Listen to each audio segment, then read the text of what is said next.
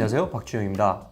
대한민국을 대표하는 미니밴 기아 신형 카니발의 데뷔가 얼마 남지 않았죠. 이제 공식 사진도 다 공개됐고 스파이샷을 통해서 많은 정보들이 알려지고 있습니다. 아직 가격 정보는 정확하게 나오지 않았지만 전국의 수많은 아빠들이 신형 카니발을 계약하기 위해 눈에 불을 켜고 기다리고 있죠.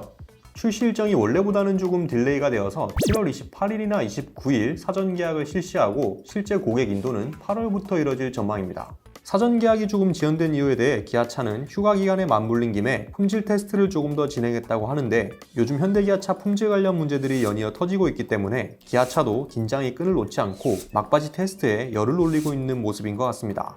최근 현대차가 품질 강화 특단 대책으로 신차들을 한 달간 도로 테스트 후 출시한다는 결정을 내렸는데, 카니발도 여기에 해당하는 것 같네요.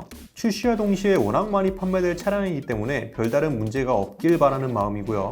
이 차가 잘 팔리는 이유가 한국에서는 정말 마땅한 대안이 없습니다.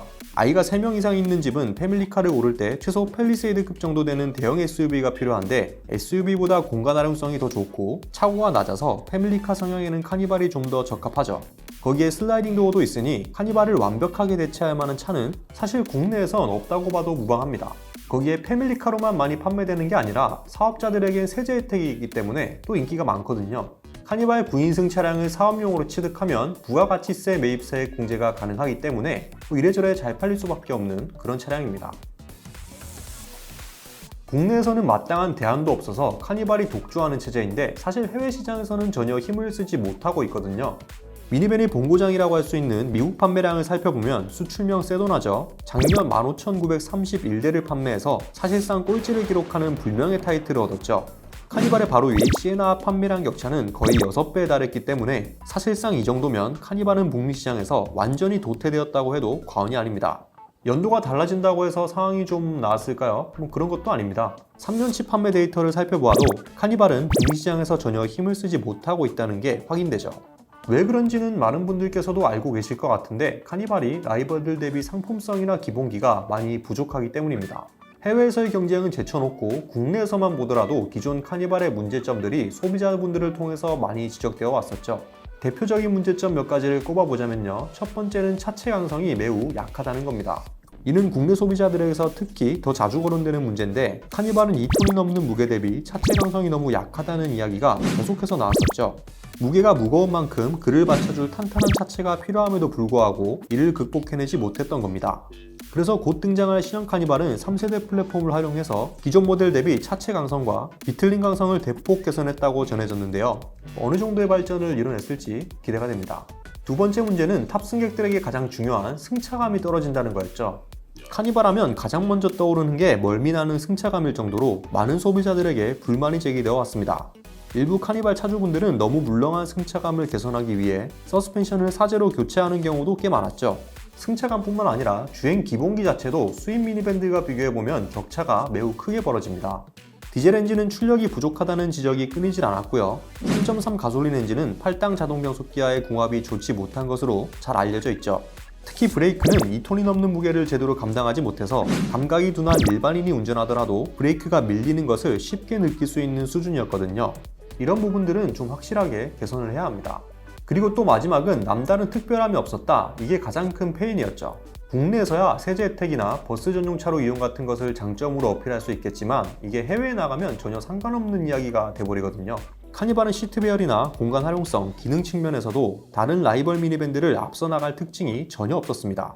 내세울 수 있는 건 오직 가성비 하나밖에 없었기 때문에 저렴한 예산으로 미니밴을 구매해야 되는 소비자들이 아니라면 굳이 카니발을 선택할 이유가 없었죠.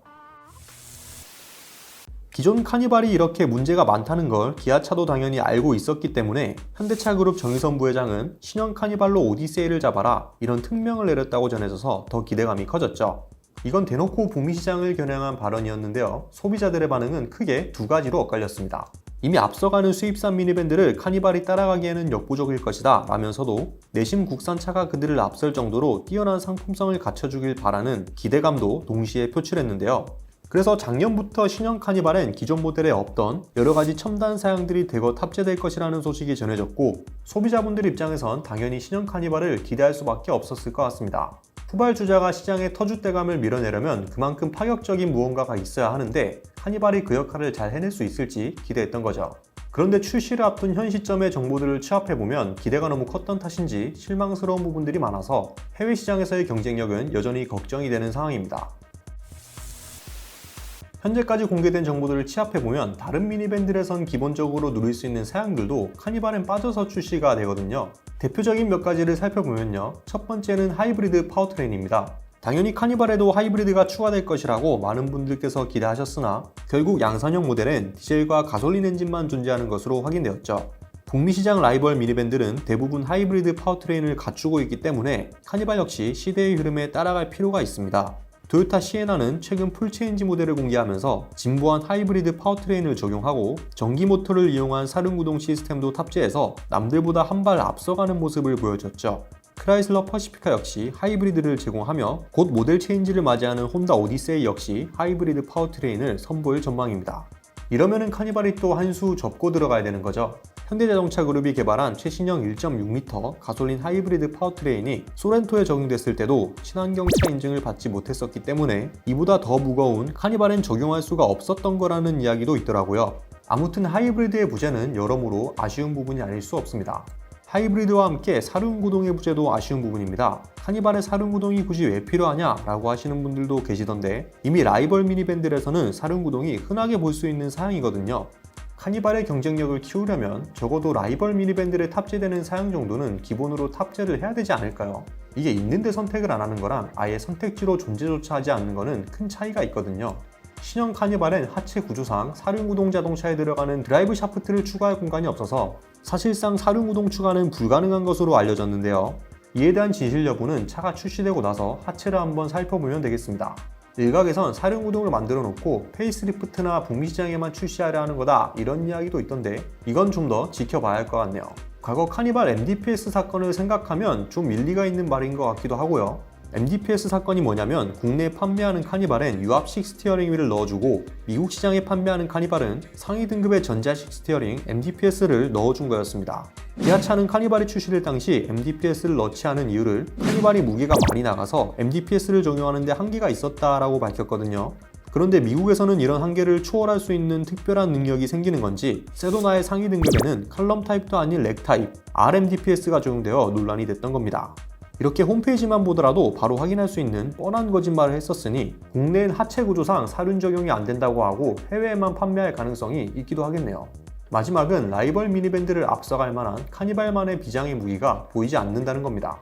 미니밴은 공간 활용성이 매우 중요하기 때문에 차별화되는 독특한 기능이 존재한다면 이를 마케팅으로 활용해서 소비자들의 이목을 끌 수 있거든요. 이걸 가장 잘 활용한 대표적인 차종이 크라이슬러 퍼시피카인데 리얼 시트가 바닥 아래로 사라지는 특별한 기능을 추가해서 최근 북미 시장에서 떠오르는 아이콘으로 각광받고 있죠.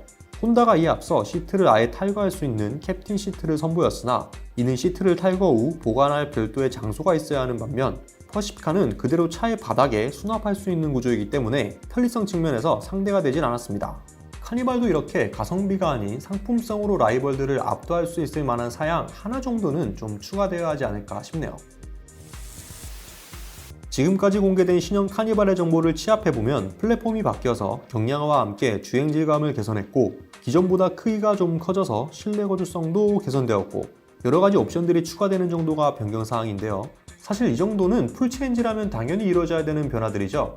조금 더 특별한 변화를 기대했으나 예상했던 수준의 변화에 그쳤기 때문에 지금까지 알려진 정보들만 종합해보면 여전히 해외 시장에서의 카니발 미래는 불투명하다고 볼 수밖에 없겠습니다. 신형 카니발을 기다리시던 소비자분들도 벌써 이러면 결국 또 껍데기만 번지르르하게 바꿔서 판매하는 거네 이런 반응들이 나오고 있으니 출시 후 판매 동향을 좀 지켜볼 필요가 있겠습니다. 해외에서 카니발 생산을 좀 더 높이려면 지금보다는 훨씬 더 과감한 변화를 맞이해야 합니다. 과연 신형 카니발이 해외에서 선전할 수 있을지 여러분은 어떻게 생각하시는지 댓글로 많은 의견들을 나눠주시길 바라겠고요. 영상이 좋으셨다면 구독과 좋아요도 부탁드리겠습니다. 오토포스트 이슈플러스였습니다.